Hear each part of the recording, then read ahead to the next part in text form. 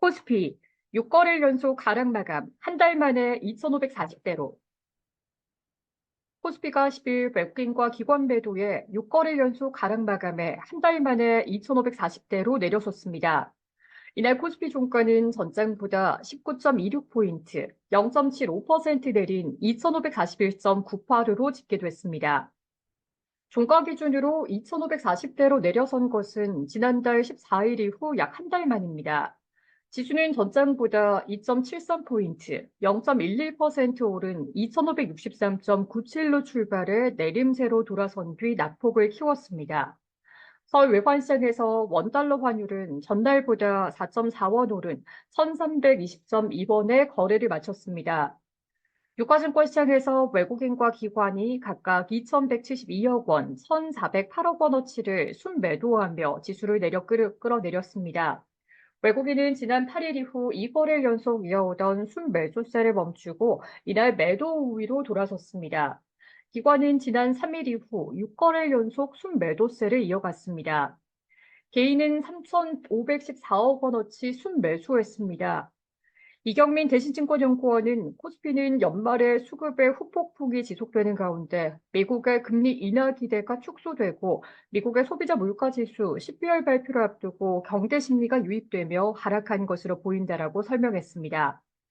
미국 12월에 소비자 물가지수 CPI 발표를 앞둔 가운데 인플레이션이 예상보다 빠르게 둔화하지 않을 경우 연방준비제도의 3월 금리 인하에 대한 기대가 축소될 수 있는 만큼 인플레이션 정도를 가늠할 수 있는 해당 물가 지표에 투자자들이 촉각을 곤두세우고 있다라고 했습니다.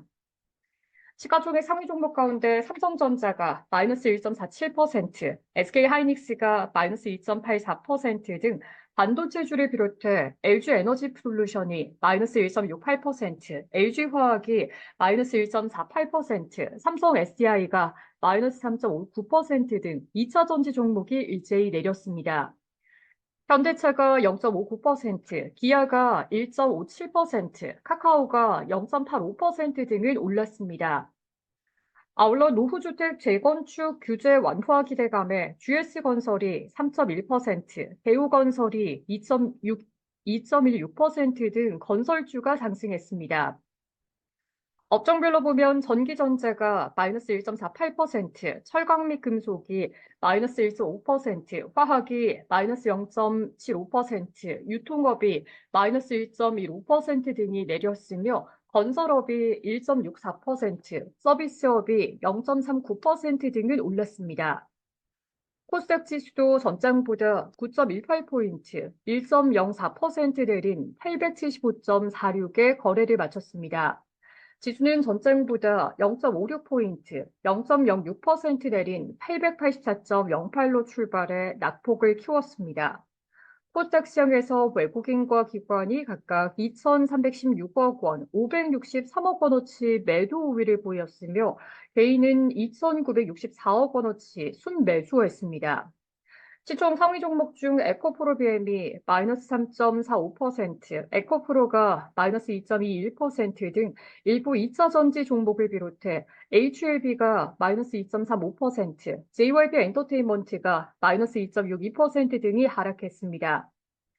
LNF가 0.25%, 알테오젠이 4.62%, 레인보우 로보틱스가 5.93% 등을 올랐습니다.